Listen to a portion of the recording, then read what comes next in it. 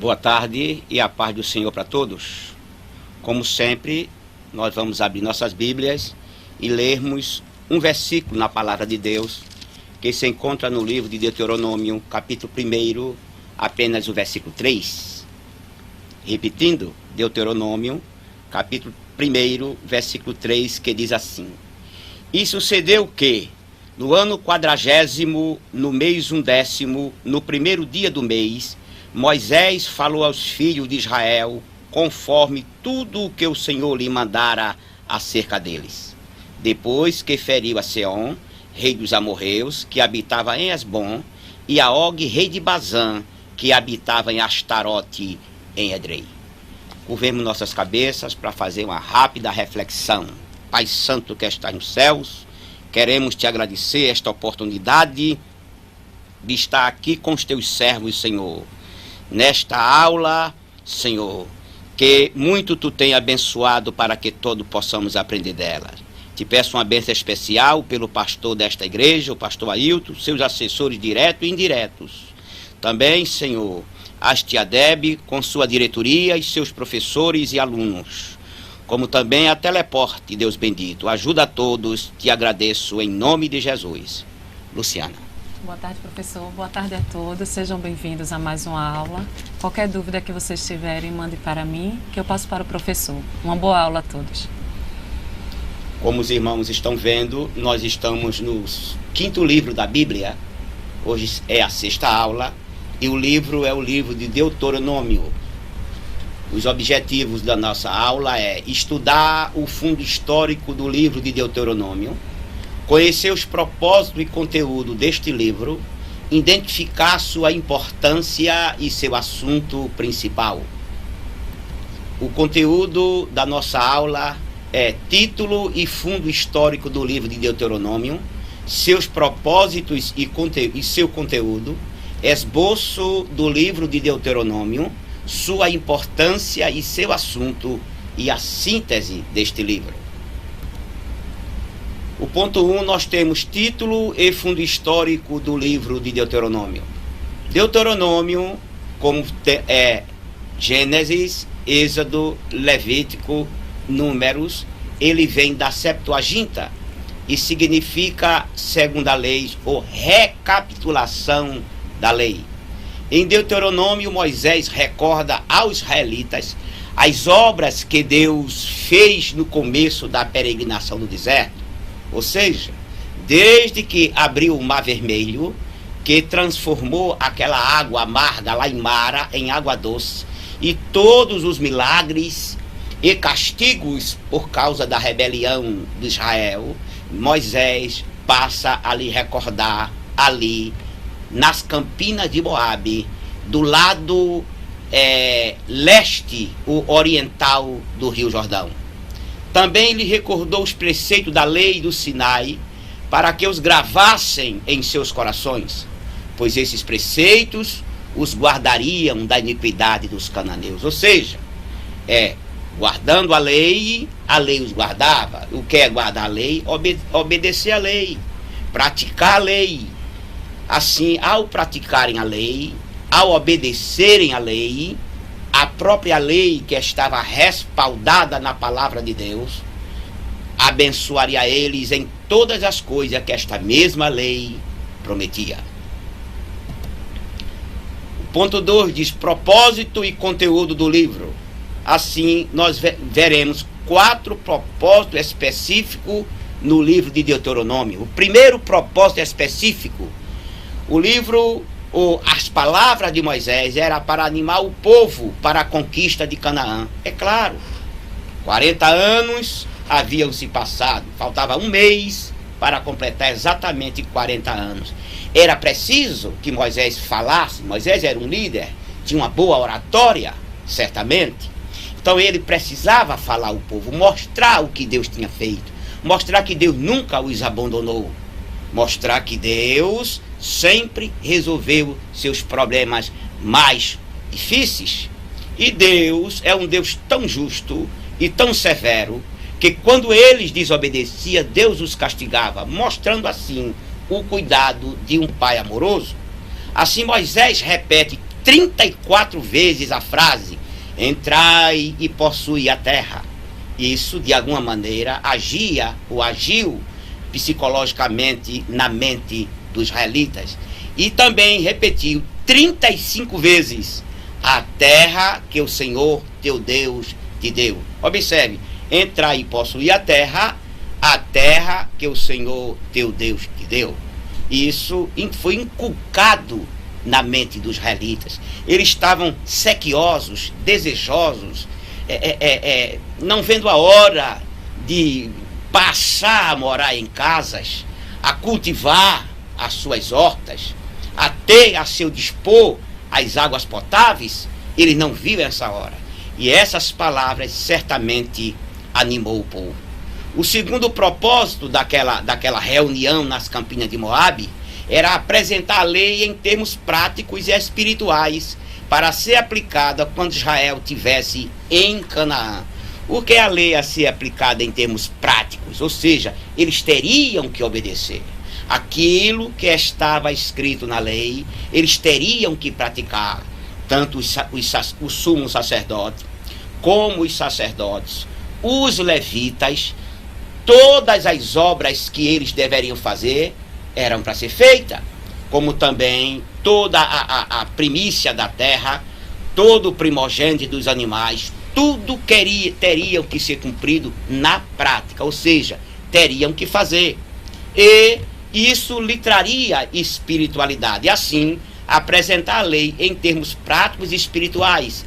A prática levaria ao momento espiritual, que era o que Deus queria, para ser aplicada quando Israel estivesse em Canaã.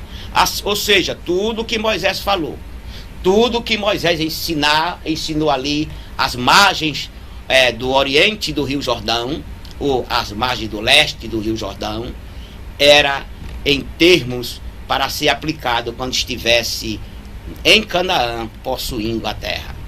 Terceiro propósito era também para instruir e advertir Israel sobre os detalhes da conquista, os requisitos de um futuro rei, como distinguir entre profetas verdadeiros e profetas falsos, as bênçãos da obediência e o castigo da rebeldia. Observe, o querido aluno, que temos aí alguns pontos muito importantes e relevantes para que o povo aprendesse, tivesse inculcado, repetindo, os requisitos de um futuro rei, como distinguir falsos profetas de verdadeiros profetas, as bênçãos que seriam postas ou ditas no capítulo 28 de Deuteronômio, e as maldições ou castigo pela rebelião ou não obediência da lei. E o quarto propósito era estimular a lealdade ao Senhor, ou melhor, a lealdade do Senhor. O ensino deste livro revela o grande mandamento: amarás, pois, o Senhor teu Deus de todo o teu coração e de toda a tua alma e de todo o teu poder. Este texto aí é a única passagem no Antigo Testamento que fala do amor incondicional de Deus para com o homem e do servo de Deus para com seu Deus. B. O conteúdo do livro fala dos privilégios e deveres do povo e sua relação com Jeová. Tudo o que eles fizessem, desde o acordar até o levantar, teria que ser pautada pela lei. Eles não eram simplesmente uma nação comum. Eles eram o emblema de Jeová, a nação paradigma na terra, em que todos os povos da terra aprenderiam deles, olhariam para eles. E Israel tinha a incumbência, como já vimos em aulas passadas, de repassar a todas as nações o porquê de serem abençoados, o porquê das suas terras produzirem, o porquê dos gafanhotos não comer sua agricultura, o porquê nenhuma nação lhe invadir, o porquê eles nunca serem destruídos. Eles teriam que obedecer para que isto não acontecesse e eles poderem pregar às nações estas maravilhas e assim conquistá-las para Jeová. E isso foi advertido a eles nas campinas de Moabe. E a gente sabe que o povo não obedeceu e foi levado cativo várias vezes. E como Israel é o seu povo mediante a aliança que ele fez com no Sinai. Ou seja, a aliança do Sinai, aliança mosaica, aliança que não é unilateral, é bilateral. A aliança unilateral foi feita com Abraão. A bilateral foi feita no Monte Sinai com Moisés e o povo. Lembram-se que Moisés subiu ao monte no capítulo 19 de Êxodo, e Deus deu leis a ele, e eles fizeram holocausto, e Moisés, ao descer do monte, leu a lei, e o povo disse amém. Ou seja, Deus mandou Moisés escrever a lei, aquilo era o desejo, a vontade, a ordenança de Deus. Se o povo quisesse receber as bênçãos, era só dizer amém. E o povo disse amém. Assim, as bênçãos para a nação de Israel, dadas pela mão de Jeová, dependia da obediência a esta lei. Assim, uma coisa dependia da outra. Como Israel é a única nação com quem o Senhor fez concerto, deve então, observe que esse deve aí é uma ordenança, é uma obrigação, é algo imperativo. Deve reverenciá-lo e amá-lo. Deus não está pedindo isso aqui. Deus está exigindo isso aqui. Porque sem reverenciar a Deus e sem amar a Deus, não há resposta de Deus. C. Moisés exorta Israel a que observe a lei do Senhor, que os havia livrado do Egito e os sustentado no deserto, e que os guardaria em Canaã. Os irmãos observam que até agora tudo é para obedecer à lei. Havia um cuidado para que o povo inculcasse essa obediência. Não era apenas um obedeça para que depois esquecesse. Eles teriam que andar, sentar, levantar, como diz no próprio Deuteronômio, ter essa lei no coração. Por isso que eles colocavam trechos da lei oral em fitas e amarrava na testa, colocava na aba do vestido, tinha nas mãos as fitas com os textos para eles não esquecerem daquilo que Deus queria. Mas se o povo desobedecesse, seguindo a deuses falsos, seria castigado a ponto de ser espalhado entre as nações. Deuteronômio também é uma exortação viva e expressiva que lembra os castigos de quem esquece os benefícios do Senhor e aparta-se do seu culto e da sua lei. Ou melhor, Deuteronômio não é apenas se você quiser obedecer, obedeça. Não. Você tem que obedecer, porque é povo escolhido, povo paradigma, emblema do Senhor para todas as nações. É como uma bandeira. Quem olhasse para Israel e visse a bênção de Deus em Israel, a obediência, o afastamento dos deuses pagãos, o afastamento da idolatria, o afastamento dos cultos pervertidos, olhariam para eles, se admirariam e passariam agora a olhar para Deus através de Israel. E se Israel não fizesse isso, seria castigado. Por quê? Porque Deus exigiu isso de Israel. Deus exigiu de Israel porque fez uma promessa a Abraão, porque o homem é de Deus. Toda criatura é de Deus. E elas precisam voltar-se para Deus. E Deus escolheu Israel para, nesta nação, mostrar o seu poder. Como hoje escolheu a igreja para manifestar o seu amor, a sua graça, a sua misericórdia e o seu poder. Deuteronômio também é uma exortação viva, como já vimos, e expressiva, que lembra os castigos de quem esquece os benefícios do Senhor e aparta do seu culto e da sua lei. O senhor não tem alguma dúvida? Não tem nenhuma dúvida. Passemos para a próxima lâmina. Terceiro ponto, esboço do livro de Deuteronômio. Hoff, na sua página 255, dá ênfase a 3 divisões deste livro. Ele se reporta a Meyer Pilma, no seu livro Doutrina da Bíblia, livro por livro. Ele cita 3 palavras: recorda, obedece, cuidado. São 3 palavras de advertência. Primeiro, recorda ou recordar é lembrar os acontecimentos das peregrinações de Israel. E o povo jamais deveria esquecer aquilo. E isso era o que Moisés estava dizendo às margens do Jordão. Segundo, obedeça. Moisés relembra toda a lei. Essas leis precisam ser obedecidas. E cuidado, é a exposição de várias profecias sobre o futuro de Israel. E essas exposições, quem lê o capítulo 28 de Deuteronômio, vai ver que Israel precisaria ter muito cuidado, e não teve, e incorreu em todas as maldições, que são ao todo 11 maldições, explícita no capítulo 28 do livro de Deuteronômio. Quarto, sua importância e assunto. Deuteronômio foi escrito também como norma ou regra para julgar as ações dos reis de Israel. Por exemplo, os reis de Israel, eles não deveriam colecionar cavalos, não deveria colecionar ouro e prata. Teria que ter o livro da lei junto a ele, para ele sempre ler o livro da lei. Esses reis ainda iriam se levantar de Israel. Moisés adiantou esta parte do livro, porque ele, com seu olho profético, ele olhou para o amanhã e viu que Israel teria um rei. Israel pediria um rei. Então Moisés colocou normas, regras para este futuro rei. E a gente sabe, nós sabemos através da Bíblia, que Saul foi levantado e não obedeceu. Davi foi levantado e agradou a Deus.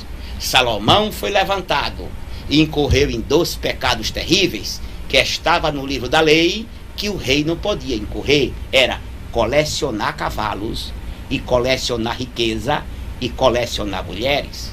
Como já vimos, ele tinha, por causa do seu casamento político, 1000 mulheres entre esposas e concubinas. E cada uma dessas mulheres tinha 30 damas de honra ou damas de companhia. E observe que Salomão tinha um gasto com 31.000 mulheres. E isso pesava no tesouro do reino de Israel, que viria causar uma divisão do reino no futuro, porque ele fez pesados impostos à nação, e as tribos do norte, as 10 tribos do norte, na hora que Jeroboão deu o grito de divisão, quando Salomão morreu, as 10 tribos que não recebiam benefício de Salomão, eles se rebelaram contra Roboão e seguiram Jeroboão, fundando assim o reino do norte. Também a profecia de um profeta semelhante a Moisés se encontra neste livro. O Novo Testamento cita Deuteronômio mais de 80 vezes. Jesus citou o versículo de Deuteronômio quando foi tentado pelo diabo. Ele disse: está escrito. Foi a resposta de Jesus a Satanás: está escrito. Onde? Na lei. O livro de Deuteronômio, como é o livro que recorda as leis ou a segunda lei, como já vimos aqui em outras aulas, podemos chamar de Deuteronômio também a lei. Seu assunto é exortação à lealdade ao Senhor e advertência contra a apostasia. Tem alguma dúvida? Tem sim, professor. É do Paulo Palmares, do presbítero Carlos Antônio. Paz do Senhor, professor. Amém. Não estaria Deus ensinando o povo a barganhar com ele, ao dizer: obedeçam e nenhum mal lhes sobrevirá? O povo era menino. Todas as crianças precisam saber o que deve seguir. Nenhum pai ensina o filho, dizendo a ele o caminho que deve seguir. Quando ele desobedece, o pai chama ele novamente e diz: olhe, você tem que passar por aqui, senão vai acontecer isso com você. Papai, porque ele ama, se você obedecer, você é tratado bem, você será abençoado do amanhã. Mas se você não fizer isso, você vai sofrer. Então não é uma barganha. É algo que viria para o benefício não apenas de Israel, mas para todos os homens. Porque como homem, depois do pecado de Adão, ele nasceu com a tendência delinquente voltada para o mal. Ele é tendencioso à delinquência. Vamos dizer que aqui seja o ponto zero do aperfeiçoamento do homem, aqui seja a tendência para o mal e aqui seja a tendência para o bem. Ninguém nasce tendencioso para o bem. Todas as pessoas nascem tendenciosas para o mal, tendenciosa a mentir, tendenciosa aos males, porque quem impera neste mundo é o príncipe das trevas com os demônios. Assim, a tendência delinquente está em toda a alma. E é preciso que isto seja trabalhado, corrigido com palavras, corrigido com ações duras e de acordo com o coração de quem as ouve, corrigido com amor e com carinho. Amém. Tem outra? Não. Quinto ponto, síntese do livro, é recorda. Recordando os fracassos, capítulo 1. Os 40 anos de peregrinações estava para findar, como lemos na leitura, no 40º ano, no 11º mês, ou seja, no mês de número 11, no primeiro dia. Faltava exatamente 30 dias para completar 40 anos. Aí, os 40 anos de peregrinações estava para findar. A geração que afrontou a Deus em Cades Barneia havia morrido. O povo estava acampado nas planícies de Moabe, a leste do Jordão, defronte de Jericó, que eram as campinas de Moabe. Mais para frente nós vamos ver que Ló foi pai de Amon e de Moabe. E Edom, que era Esaú, rumou e morou naquelas terras no sul de Canaã. Moabe morou no leste de Canaã, do lado oriental do Rio Jordão, e acima, no nordeste, morou os moabitas. Assim, o povo estava acampado na planície de Moabe, nas terras de Moabe, entre as terras de Edom, que ficava ao sul, e as terras de Amon, que ficava ao norte. Defronte de Jericó, os irmãos conhecem a história, que os espias atravessaram o Rio Jordão, foram a Jericó. E de lá de Jericó, as pessoas nas suas torres viam do outro lado do Jordão os milhões de judeus ou israelitas acampados, prontos para a peleja. Aquilo serviu psicologicamente para amedrontar os cananeus. Era um plano de Deus. Assim, o povo que estava defronte de Jericó, Moisés então começou a discursar a nação, recordando os fracassos de Israel e preparando para conquistar Canaã. B. Povos parentes de Israel, como já vimos, os edomitas, os moabitas e os amonitas. Capítulo 2, versículo 4 a 6, capítulo 9, versículo 19, não deveriam ser atacados. Mas por quê? Porque eles eram parentes de Israel. Como já vimos, Edom é Esaú. Esaú era irmão de Jacó. Portanto, os edomitas e os israelitas, os filhos de Jacó, eram primos. Então Deus disse: vocês não podem atacar os edomitas. Também não podiam atacar os moabitas nem os amonitas, porque eles eram filhos de Ló, descendentes de Ló. Então eram primos em segundo grau. Aí Deus preservou os edomitas, os moabitas e os amonitas.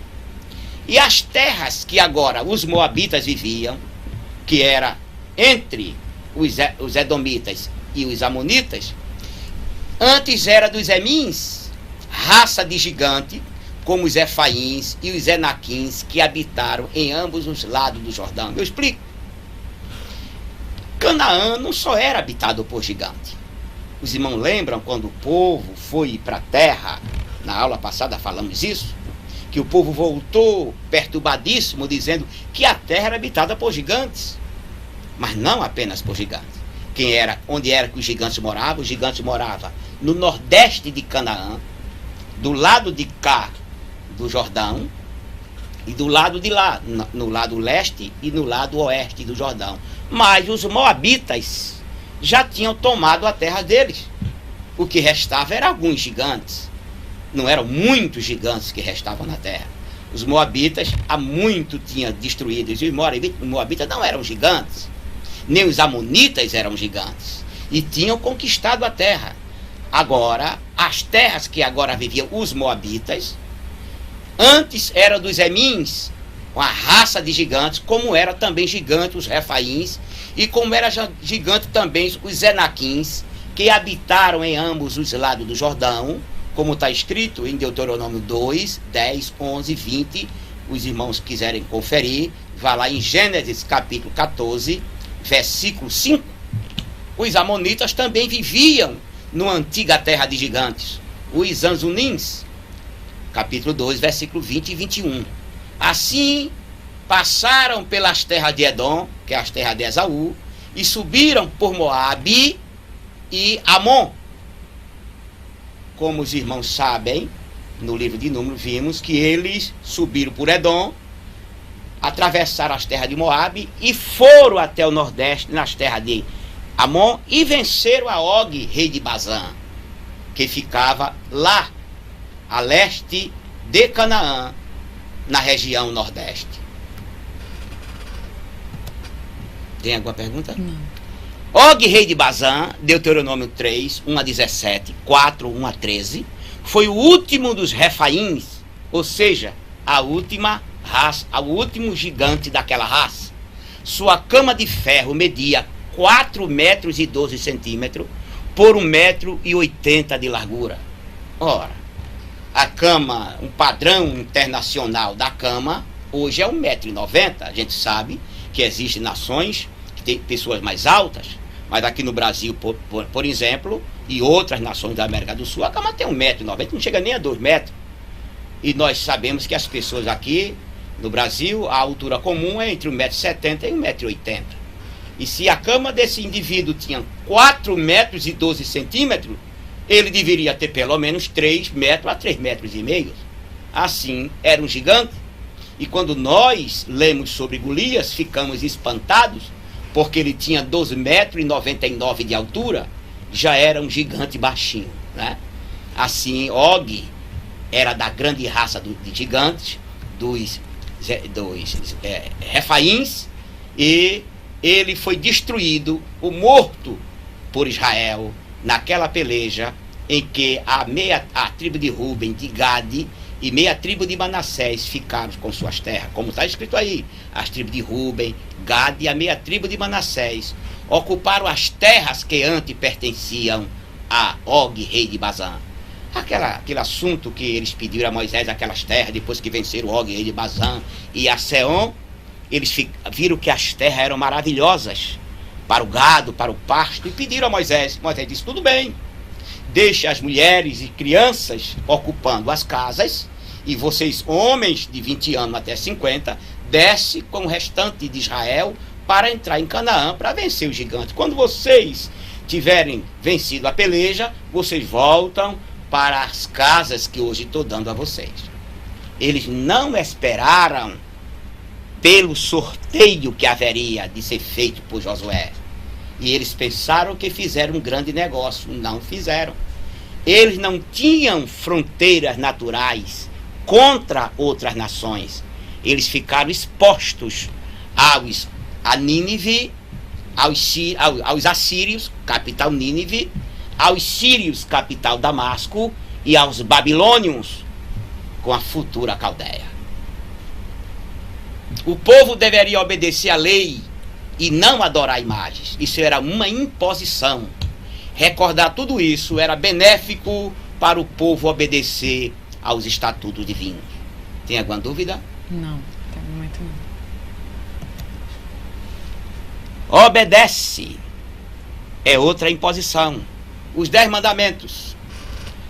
Quando a gente olha para os 10 mandamentos, no capítulo 4 de Deuteronômio, e reporta ao capítulo 20 de Êxodo, o 4º mandamento, aqui em Deuteronômio, sofre uma modificação. Que modificação? Moisés coloca nos 10 mandamentos que no dia do sábado, lá em Êxodo 20, Deus disse que era descanso, porque ele descansou.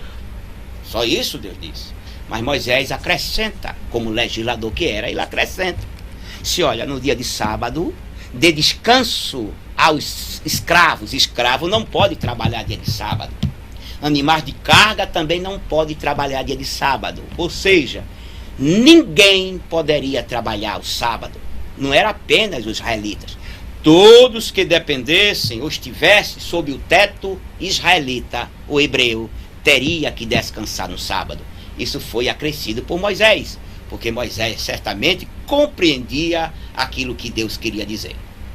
Eu, quando estudei teologia, fiz o meu curso, eu ouvia um dos meus professores muito falar sobre isso, que a própria medicina diz que o indivíduo precisa ter um dia de descanso a cada 6, senão acontece com ele o estresse. Isso foi provado pela medicina. Se o indivíduo trabalhar sem descansar, adoece. E um dos motivos desse descanso no 7º dia era para que evitasse o estresse e a pessoa viesse a adoecer. Assim Moisés diz ao povo que o pacto mosaico, claro, não foi feito só com a geração que saiu do Egito, mas também com a geração que agora ouvia a repetição das leis. Por isso, os 10 mandamentos são relembrados. Moisés relembrou um por um, porque aquela geração, aquele grupo de judeus que tinha de 20 anos para baixo, quando Deus disse que os de 20 anos para cima morreria, eles agora eram adultos, se passaram 40 anos. O mais novo tinha certamente 59 a 60 anos. Era preciso que Moisés repetisse a lei, mostrasse o que eles precisavam fazer e dizer o que tinha acontecido aos rebeldes. Como o povo iria possuir terras, Moisés acrescenta ao 10º mandamento a proibição de cobiçar o campo do próximo. Observe a sabedoria de Moisés. Moisés apenas não entregou aquilo que Deus lhe deu. Moisés examinou a lei que Deus lhe deu, porque Deus sabia quem estava dando a lei. Moisés, homem em que havia o espírito de sabedoria do Senhor, leu a lei e soube, durante esses anos que ele passou no deserto, o que Moisés fez muito foi olhar para a lei e ensinar o povo. E ali ele sabia que aquelas leis precisavam de certas emendas. Não é que a lei era imperfeita, precisava das emendas para o povo passar a compreender. Deus deu o corpo da lei e Moisés acrescentou algumas regras que precisava para completar a lei, para que as pessoas mais simples de Israel pudessem entender aquilo que estava escrito. Tem alguma dúvida? Não. O Shema, que muitos chamam Shema, é instituído, Deuteronômio, capítulo 6, versículo 4. Segundo a tradição, o Shema consistia do versículo 4, 6 e 4 de Israel. Ouve, Israel, o Senhor nosso Deus é o único Deus. O que é que Deus queria dizer com isso? Esse ouvir aí não é escutar, é como se Deus dissesse: obedeça a Israel. Preste atenção, Israel. Inculque na sua mente, Israel, o Senhor, nosso Deus, é o único Deus. Os irmãos estão observando aí, como observou em outras lâminas, né? Senhor com letras maiúsculas. Porque esta palavra Senhor aí está falando daquele tetragrama YHWH, que se perdeu a pronúncia através dos anos, porque o povo tinha medo de pronunciar o nome que aquele tetragrama tinha. Daí acrescentaram as letras de Adonai a o tetragrama e eles ficaram chamando Yehová, depois Jeová e Yahvé. Portanto, como esse nome aqui, Senhor, ele substitui aquele tetragrama. E os que traduziram as escrituras entenderam que deveria se respeitar o tetragrama, colocando o nome do Senhor em maiúsculo. Daí o Shema é: preste atenção, obedeça, inculque, ouve, ó Israel, o Senhor nosso Deus é o único Senhor. Depois incluíram os versículos 5 a 9, capítulo 11, versículo 13 a 21, e Números 15, 37 a 41. Então fizeram uma oração imensa. A princípio era somente 6 e 4. Depois incluíram mais textos para ficar algo mais tradicional, já que os judeus gostavam muito de uma tradição e acrescentar coisas que Deus não tinha mandado. Por exemplo, essas leis que Deus deu a Moisés, os judeus acharam pouca e acrescentaram mais 613 pontos na lei. Ele não obedecia nem os 10 mandamentos e acrescentaram mais 613. Resultado, pegaram a lei de Deus e fizeram uma tradição e não algo que deveria ser obedecido com o raciocínio e o coração, mas simplesmente como um autômato, como um robô. E isso não agradou a Deus. A tradição rabínica instituiu que deveria ser recitado pela manhã e pela tarde, Deuteronômio 6 e 7. E amarás, pois, ao Senhor teu Deus de todo o teu coração, de toda a tua alma e de toda a tua força. O versículo 5 foi a única adoração que exigia um compromisso total de amor. Tem alguma dúvida? Tem sim, do Polo Vitória, do aluno Misael. Alguns críticos destacam que alguns mandamentos já eram citados por Hammurabi. Como respondê-los? Olha, querido, Hammurabi, ou Hammurabi, como chamam, ele era da época de Abraão.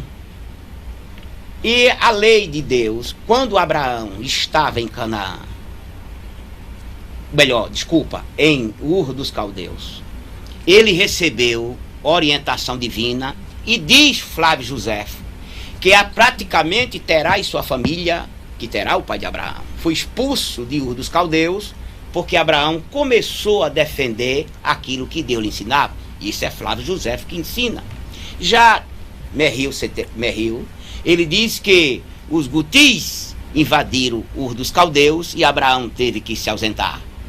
Isso pensa-se e acredita-se que certos pontos que Abraão falava, Hammurabi colocou na lei. Se não for assim, tem um outro ponto a ser entendido. Todos os monarcas, todos os soberanos que querem o bem para o povo, lhes é iluminado como deve ser. Lembre-se, todo homem pertence a Deus. Toda criatura humana é de Deus. E segundo a história, Hammurabi era um rei zeloso, um rei que queria governar com sabedoria. E eu não desacredito que Deus lhe deu lá na sua consciência, não pelo Espírito Santo, por favor, mas lhe deu sabedoria para ele escrever as leis. E outra coisa, as leis do Decálogo não foram copiadas de Hammurabi. Deus as pronunciou para Moisés. Se você lê as leis de Hammurabi, é leis que se diria para respeitar o homem. As leis de Hammurabi eram em respeito ao seu próximo. E a lei que Deus deu nos 10 mandamentos era para respeitar tanto a Deus como ao próximo, mas respeitar o próximo por causa de Deus. E não respeitar o próximo por causa do próximo, mas por causa de Deus, porque ele é uma criatura de Deus e nele existe a imagem de Deus. Amém. Tem mais outra? Tem sim, do Polo Abreu e Lima, do aluno Josemias. Estas mais de 613 leis que os judeus acrescentaram é o chamado Talmud? Não. O Talmud, ele é o Pentateuco. Esses 5 livros que nós estamos estudando, ele é parafraseado, ou seja, comentado, chamado lei oral. Essa lei oral é, repetindo, a explicação do Pentateuco. Que os judeus pegaram essa explicação do Pentateuco e colocaram num livro chamado Talmud. Daí, essa explicação no Talmud é chamado Mishnah e Gemara. Não são as 613 leis. Não. Ou preceitos, mas é a explicação do Pentateuco.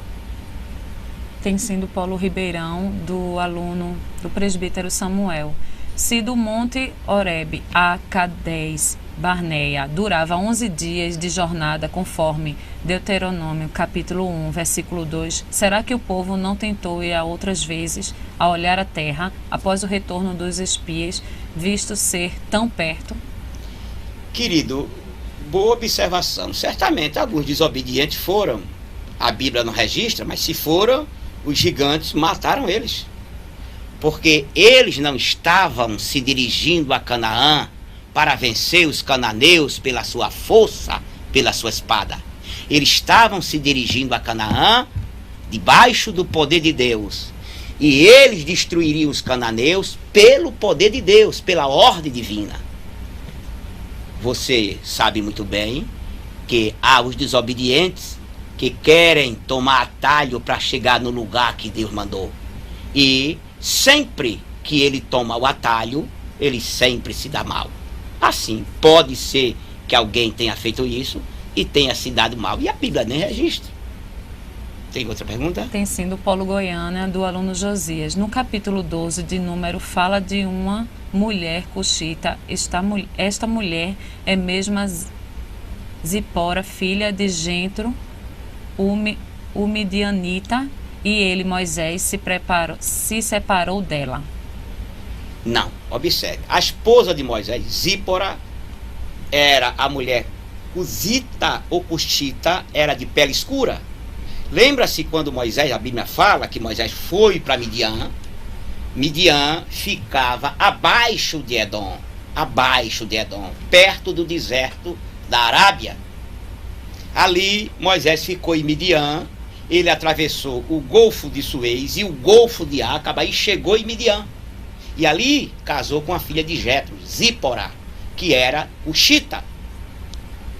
Então o que aconteceu? Quando Miriam e Arão criticaram que Moisés era o chefe, e ele deu ordem para ninguém casar com outra mulher de outra nação, e ele tinha casado. Está falando da esposa de Moisés.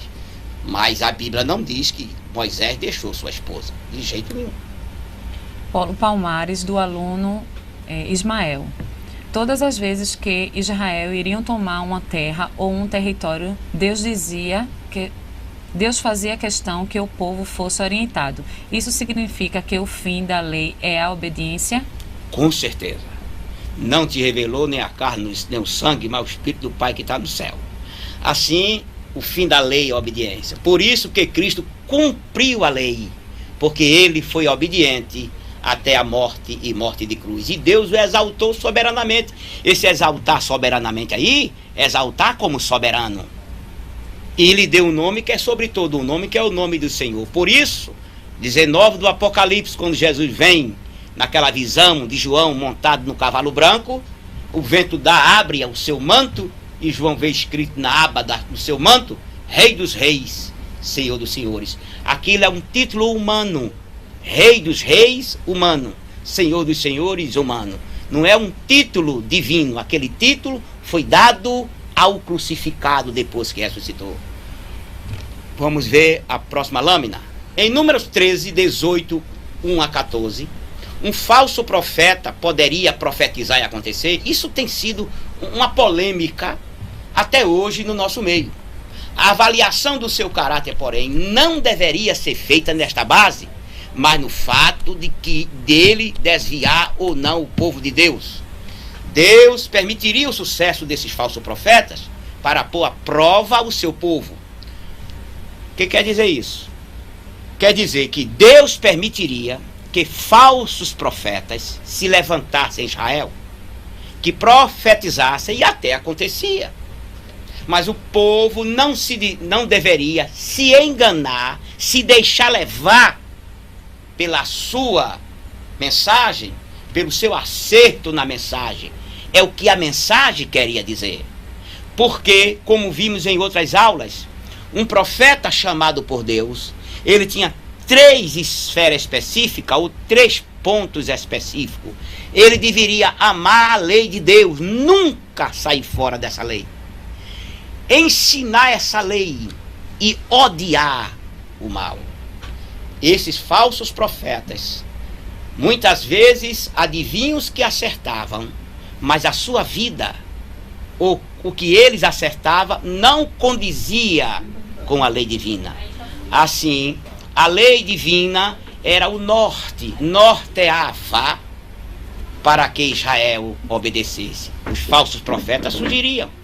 E hoje, os irmãos podem dizer, existe falsos profetas para deturpar ou querer enganar alguém hoje? Com certeza existe. Satanás continua trabalhando. Pelo que me consta, ele nunca tirou folga, nem nunca entrou de férias. Ele continua trabalhando. Mas, assim como Moisés tinha a lei, o israelita tinha a lei escrita, nós temos toda a Bíblia.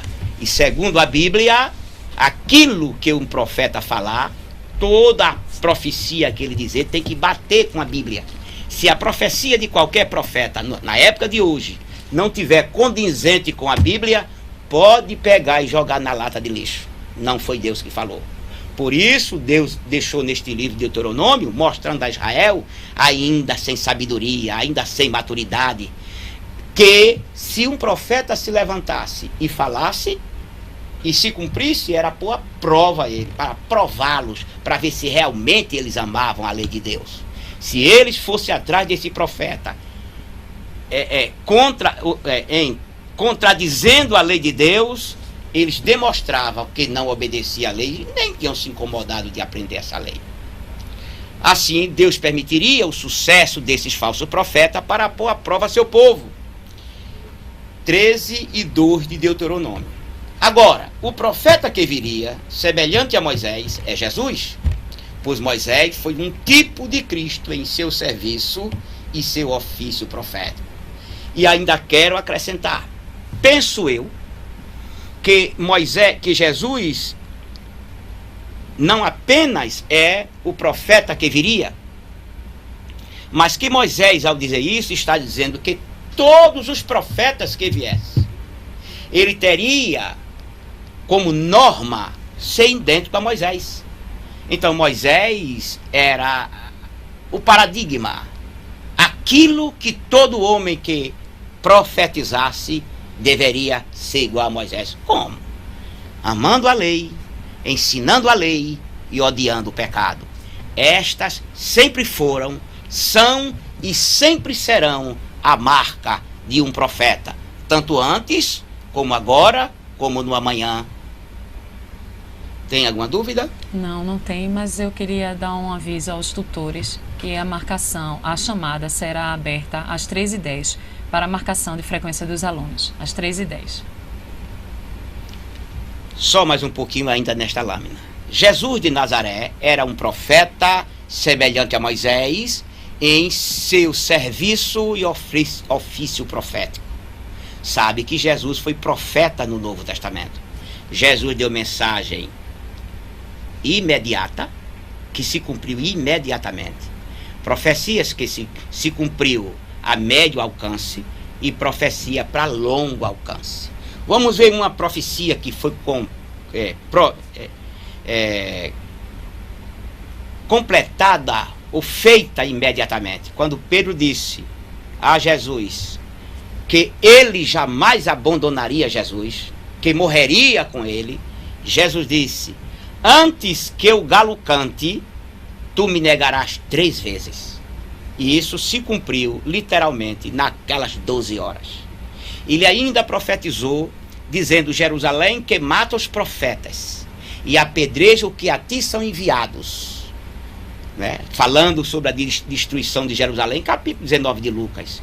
Ele está falando de uma profecia a médio prazo, cumpriu-se 40 anos depois, quando os romanos invadiram ou cercaram Jerusalém e destruíram a cidade, mataram 1.100.000 judeus e levaram 97 mil cativos.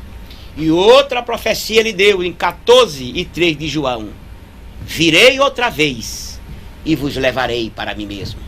Para onde eu estiver, vocês estejam também. Ou seja, uma profecia cumpriu-se imediatamente, outra profecia cumpriu-se a médio prazo, e uma terceira profecia tem alcance que já faz 2.000 anos que ele falou. Ora, assim como se cumpriu a primeira e a segunda, a terceira certamente haverá de se cumprir. Terceiro ponto é cuidado às bênçãos e às maldições. Ao entrar em Canaã, 6 levitas subiria ao monte Ebal e leria as maldições contidas na lei. No monte Gerizim, outros 6 levitas leriam as bênçãos. A cada benção ou maldição lida, o povo diria amém. Vou explicar. Quando nós prestamos atenção a essa leitura do capítulo 27 de Números, que foi a ordem, foi o número, e cumprida depois que Moisés morreu, depois que o povo entrou na terra. Quando os irmãos leem o capítulo 4 de João, se não fala a memória, a mulher samaritana, Jesus sentou ali no poço de Sicá e tinha um monte de um lado e um monte do outro. A mulher samaritana disse: os nossos pais adoraram a Deus neste monte. Ela estava olhando para o monte Gerizim, lá em Samaria. Quando o povo entrou com Josué na terra, foi cumprir este mandamento de Moisés. Ou seja, o povo agora ia conquistar a terra, ia ter a terra em suas mãos. O povo precisava comprovar que aceitaria aquilo que Deus tinha dito. Se o povo dissesse: nós não aceitamos a lei, Deus mandaria ele voltar para eles. Então, é um problema de vocês. Mas o povo disse amém. Então, eles, 6 príncipes de cada uma das 6 tribos subiram ao monte Ebal. E 6 príncipes subiram ao monte Gerizim. Lá no monte Ebal fizeram sacrifícios de animais. O monte em que seria lido as maldições. Esse monte Ebal lembra o Calvário, onde na maldição da cruz Cristo foi crucificado e levou nossos pecados. Assim, no monte Ebal se lia as maldições. E o povo, como acreditamos 12 milhões de pessoas ou mais, dizia amém, que significa assim seja. Depois do monte Gerizim, os 6 príncipes diziam num tom alto as bênçãos e o povo dizia amém. Isto quer dizer o quê? Que o povo aceitava a obediência ou a desobediência, a maldição ou a benção. Caso desobedecesse, eles seriam castigados por isso, ele dizia amém. Caso obedecesse, eles diziam amém, por isso recebiam a benção. Porque esta lei era bilateral. Era o aliançador e o aliançado, que era Israel. Não havia um aliançado, havia 2 aliançadores, Deus e Israel.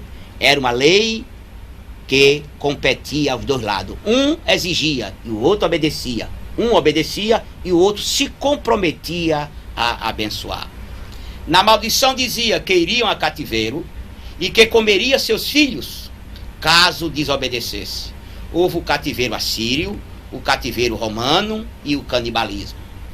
Quando nós olhamos para a Bíblia, no livro de 2 Reis,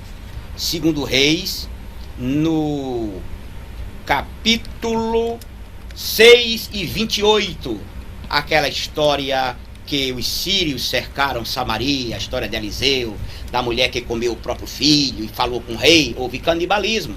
E Lamentações 2 e 20 também houve canibalismo. Se você ler a história de Flávio Josefo, a destruição de Jerusalém pelo romano no ano 70, você vai ver que foi comum se comer os filhos assados ou cozidos, porque isso estava dentro da maldição, se eles desobedecessem. Lembre-se, Deus não pode mentir. Deus não brinca com o que fala. Se Deus diz uma coisa, Ele vai cumprir.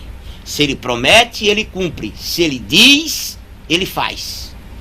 Se se ele manda alguém anunciar o que vai fazer, pode esperar, porque vai acontecer.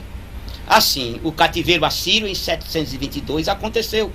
O cativeiro babilônico em 605, 597 e 585 aconteceu. E ainda mais o cativeiro romano, desde o ano 70, que Israel voltou a ser nação a 14 de maio de 1948, aconteceu, como também o canibalismo, ou seja, comer seus próprios filhos, também aconteceu. Tem alguma pergunta? Tem sim, do Polo Goiânia, do presbítero Ayrton. Existem profetas nos dias de hoje, o profeta propriamente dito no Antigo Testamento, ou só o dom de profecia? Olha, querido, profetas como no Antigo Testamento, ou seja, um ministério profético, acabou. Por isso Jesus disse, a lei e os profetas duraram até João. Por quê? Porque a lei que apontava para a cruz, lembra-se que a lei tinha sacrifício de sangue. Aquilo apontava para um futuro cordeiro. E o profeta apontava para o Messias. Todos os profetas, eles sempre falavam no Messias. Assim, a lei, que era o sacrifício da cruz, e os profetas, que era o Messias, apontaram, acabou em João. Agora, lá em 4 aos Efésios, versículo 11, está falando em 5 ministérios. E se Paulo escreve lá aos Efésios que havia apóstolos e profetas, claro que há apóstolos e profetas. Agora, não no sentido que nós estamos acostumados a ouvir. Por exemplo, o que é um apóstolo? Um implantador de igrejas.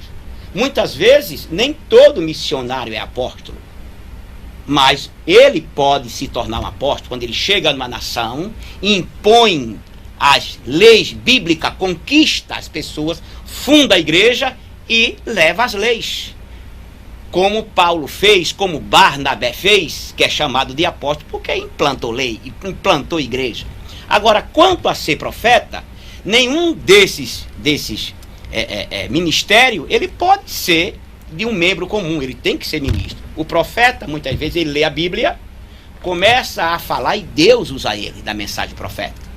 Usa ele para alguém em particular, usa ele para a congregação, usa ele a respeito da nação, usa ele a respeito do mal e a respeito do bem, porque ele é um profeta da palavra de Deus. E como a palavra de Deus é uma profecia, quem prega a palavra de Deus é profeta, mas também não fica só aí.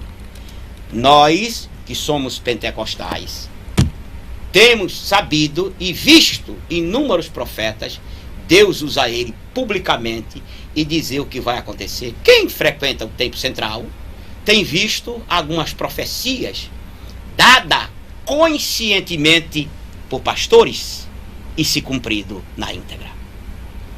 Tem outra? Não. B. Após nomear Josué seu sucessor, Moisés escreveu uma cópia da lei e a deu aos sacerdotes e ordenou-lhes que no ano da remissão, isto é, a cada 7 anos, a lei deveria ser lida perante a nação. Versículo 9 a 13. Ou seja, como vimos, no ano da remissão era aquele 7º ano que a terra não poderia ser trabalhada, não poderia nada se plantar e nada ser arrancado. Mas aquilo que nascesse espontaneamente era do povo. Então, neste ano, a lei, ela deveria ser lida para o povo. O povo tinha 1 ano sem trabalhar, só férias de 1 ano. Assim, a lei deveria ser lida. A lei era longa? Era. Mas o povo deveria se reunir e o sacerdote ler a lei para o povo. Deus também disse a Moisés e a Josué que escrevesse um cântico e o ensinasse ao povo. O propósito do cântico era que, quando Israel estivesse em Canaã, não esquecesse a lei de Deus. O que isso quer dizer? Observe, todas as pessoas têm que aprender. O brasileiro passa pela escola. O que é que se ensina na escola? O hino nacional. O hino nacional brasileiro. Todas as nações têm o seu hino nacional, que as crianças devem aprender para saber a respeito da sua terra, as suas riquezas e se é preciso defendê-la e o que é preciso fazer por ela e o que ela faz por você. Assim, Israel também teve seu hino nacional. E o hino nacional que Deus ensinou a Moisés, observe, não foi da cabeça de Moisés, não. Foi Deus que ensinou o hino a Moisés. Este hino era um hino que falava de bênçãos e maldição. E Deus disse, como vamos ler, quando o povo tiver em sofrimento, no cativeiro, disperso entre as nações, vai cantar seu hino nacional. E quando eles cantarem o seu hino nacional, eles vão lembrar porque estão dispersos entre as nações.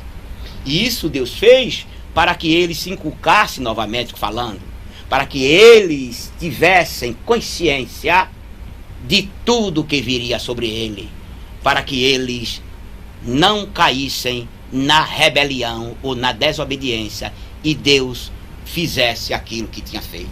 Falou Deus assim: agora, pois, escrevei-vos este cântico e ensinai-o aos filhos de Israel. Ponde-o na sua boca, para que este cântico me seja por testemunha contra os filhos de Israel, porque os meterei na terra que jurei a seus pais, a qual mana leite e mel, e comerão, e se fartarão, e se engordarão.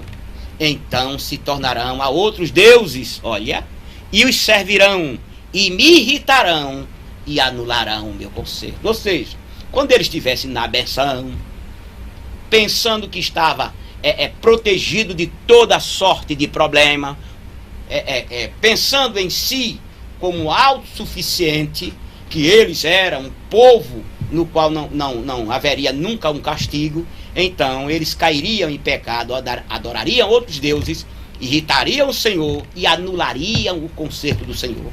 Como anulariam? Lembra-se que lemos, ou falamos aqui, que o povo leu a benção e a maldição e eles disseram amém? Eles anulavam esse conserto. Assim Deus faria cair sobre ele a maldição. Continua Deus: e será que, quando estiver alcançado muitos males e angústias, então este cântico responderá contra eles por testemunha, pois não será esquecido da boca da sua semente. Observe que o hino nacional de Israel era para ser memorizado e cantado em salas de aula, cantado nos campos, cantado nas caminhadas, cantado entre as pessoas, porque aquilo era como uma repetição das bênçãos e das maldições. Das bênçãos, se obedecesse; das maldições, se desobedecesse. E mais, porquanto conheço, ó Deus, conheço amanhã, conheço sua imaginação, o que eles fazem hoje, antes que os meta na terra que tenho jurado. A pergunta que se fez não era uma barganha? Não, Deus sabe quem é quem. Ninguém pega Deus de surpresa. Tudo que Deus diz, que Deus faz, ele faz baseado no trabalhar do homem. Deus já está no amanhã. Disse o salmista Davi no Salmo 139, se não me falha a memória: se eu faço minha cama no Sheol, tu ali estás, onipresença.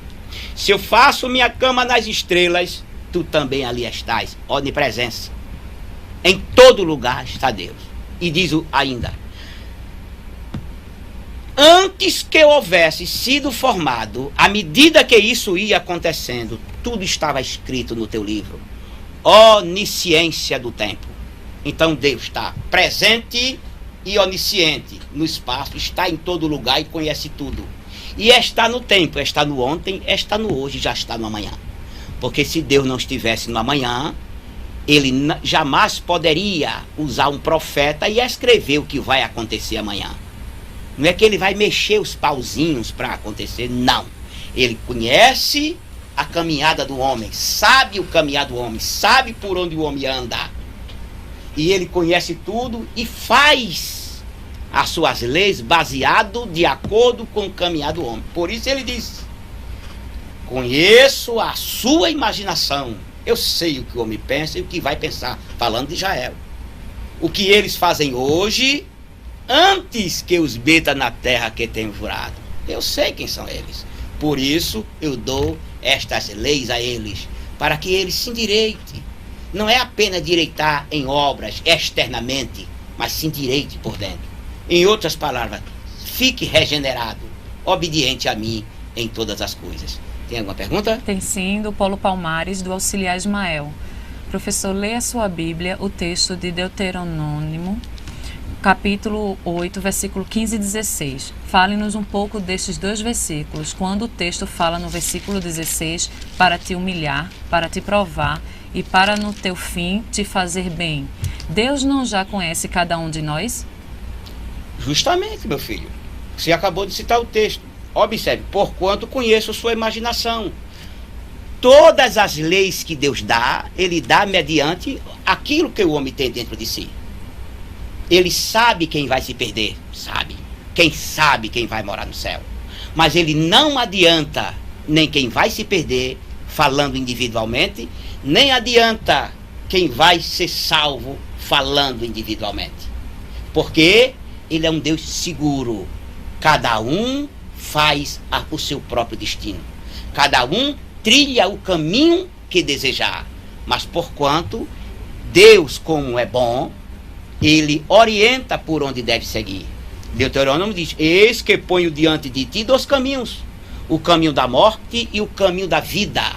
Isso é justiça, mas veja a bondade. Escolhe, pois, a vida para que te vá bem. Assim Deus não adianta quem vai se perder, quem vai ser salvo. Ele apenas orienta, segue por aí. Depois, as pessoas não podem dizer que não foram orientados. Então, as pessoas se perdem não por falta de aviso, mas por causa da dureza do coração, da autojustiça, da autossuficiência. Tem outra pergunta? Paulo Palmares, novamente, do presbítero Marcelo. Sobre os gigantes, esta linhagem é oriunda dos gigantes de Gênesis capítulo 6 e 4, ou é uma anormalia consanguínea? Afinal, há uma explicação teológica, ou científica, ou histórica. Os gigantes do capítulo 6 de Gênesis não poderiam ter sobrevivido porque o dilúvio alcançou toda a humanidade. Esses gigantes cananeus certamente era algum tipo de anomalia, porque nem todas as pessoas eram gigantes. Certamente algo aconteceu, alguma anomalia, e eles se tornaram gigantes. Isto é bíblico. Se escava na arqueologia, algumas ossadas, a fêmur, eu tive na internet, mostra um fêmur que tem 1,20 m, um osso da coxa com 1,20 m, osso de coxa humana. Certamente era uma anomalia. Tem uma outra dúvida? Não. Vamos passar para o próximo ponto. C. Então Moisés escreveu o cântico e ensinou ao povo. Deus mandou, Moisés escreveu e ensinou o cântico ao povo. O cântico está escrito em Deuteronômio, capítulo 32, versículo 1 a 43. E é conhecido como o cântico do cisne, pois logo depois Deus ordenou que Moisés subisse ao monte e morresse. Versículo 48 e 42. Antes de subir ao monte, Moisés abençoou cada uma das tribos de Israel, similarmente como Jacó abençoou no capítulo 49 do Gênesis. Ou seja, este cântico, que é conhecido como o cântico do cisne, eu acho, na minha visão, eu acho uma temeridade, porque dá a impressão que o cântico é de Moisés, que Moisés cantou para morrer. Moisés não cantou para morrer. Colocaram esse epígrafe sobre a Bíblia, cântico de Moisés, o cântico do cisne. Isso não é válido. Cisne, dizem, que eu nunca vi, que o cisne, quando vai morrer, ele canta, que cisne nunca canta. Quando vai morrer, ele faz seu cântico. E assim, quando Moisés foi morrer, cantou. Então parece que Moisés cantou para morrer. Não. Moisés ensinou o cântico que aprendeu de Deus. Está escrito isso, Deuteronômio 1:43. Todos esses versículos falam do cântico nacional de Israel. Repetindo, ensinado por Deus. Moisés aprendeu o cântico, ensinou a Josué e foi com Josué cantar com toda a nação. Depois ele abençoou o povo e subiu ao Monte Nebo para ali morrer. D. Moisés subiu ao Monte Nebo, ao cume do Pisga, em frente a Jericó, e o Senhor mostrou-lhe Canaã. De Gileade a Adã, a terra de Judá e o mar Mediterrâneo. Lemos em seguida: assim morreu ali Moisés, servo do Senhor, na terra de Moabe, conforme o dito do Senhor. Este o sepultou num vale na terra de Moabe, defronte a Bet-peor, e ninguém tem sabido até hoje a sua sepultura. Tem alguma dúvida? Não. Daqui a pouco tem que esse assunto aqui, sobre se Moisés morreu, antes que chegue a pergunta, eu vou adiantar. Alguém até diz que Moisés não morreu. Tenho ouvido muitíssimos crentes da nossa igreja dizer: não, Moisés não morreu não, quem morreu foi o seu ministério. Por isso as duas testemunhas é Moisés e Elias. Quem disse isso? Capítulo aqui, 34, 1 a 3. Moisés morre. Versículos 5 a 6 diz que o Senhor guardou o espírito de Moisés e sepultou o corpo dele no vale, em Moabe. Moisés morreu fisicamente. E lá, em Judas, se não me falha a memória, o arcanjo Miguel é quem enterra o corpo de Moisés. O diabo o queria, certamente, para expô-lo, alguém se colocar numa sepultura visível e o povo idolatrar a sepultura. Assim, repito, Moisés morreu fisicamente.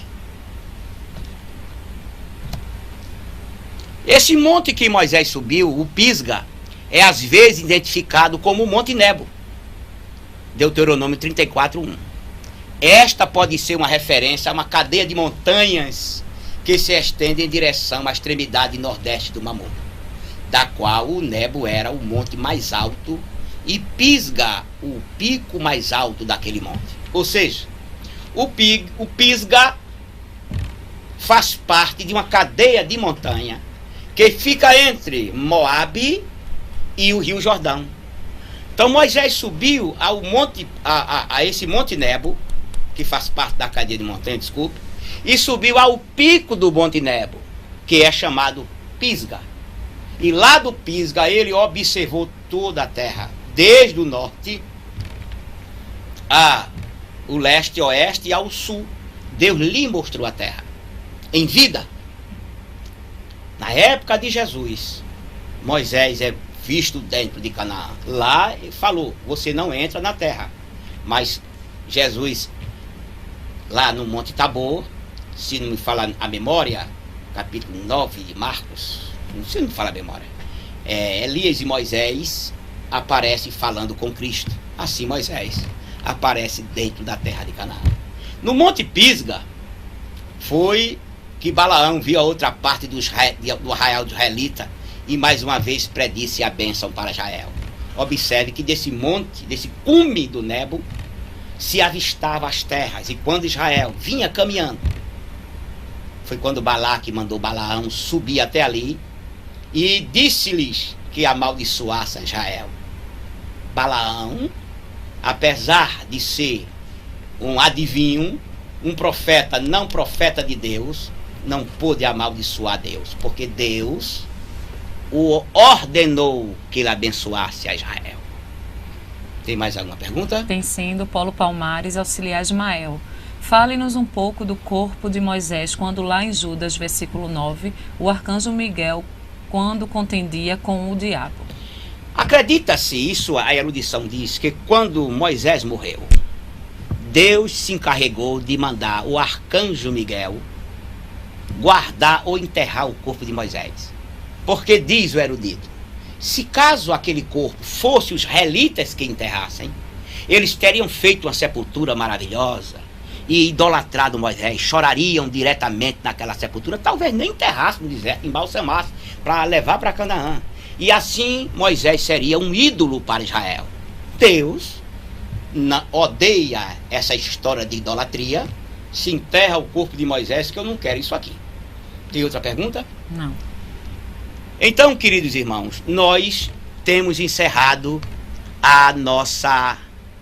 nosso módulo de Antigo Testamento 1.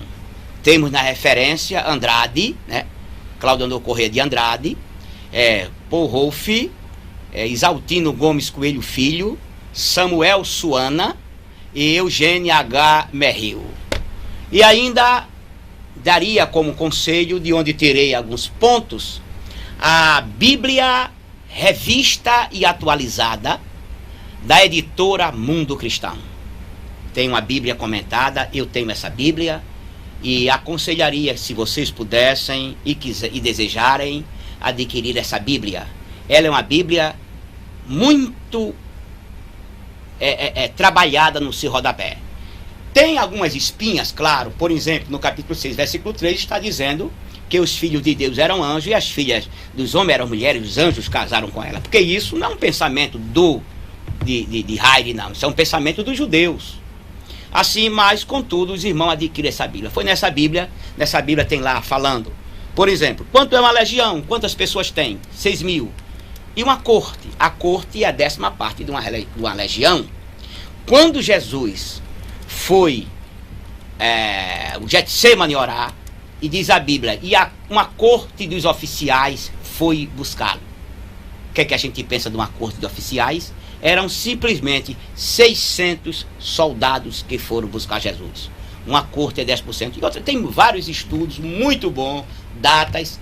Ele é pessoas parecidíssimas com a nossa linha. Assim, não colocamos aqui, mas aqui fica dito que os queridos alunos, se quiserem adquirir, façam esta opção. Aqui coloquei até a próxima aula, certamente até o próximo módulo, outro possível módulo, né?